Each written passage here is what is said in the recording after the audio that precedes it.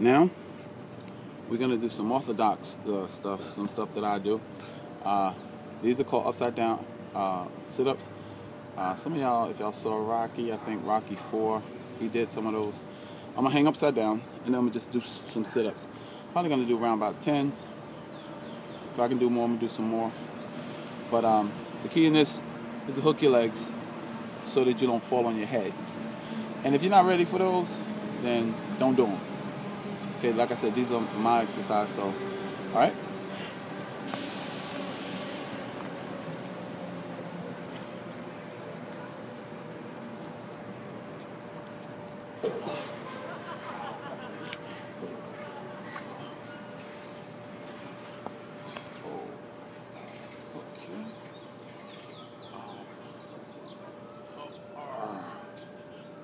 Okay, hang, arms across your chest. 1, 2, 3, 4, 5, 6. Try not to swing. 7,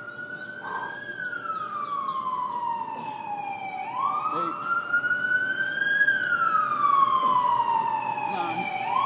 Now it's hurting.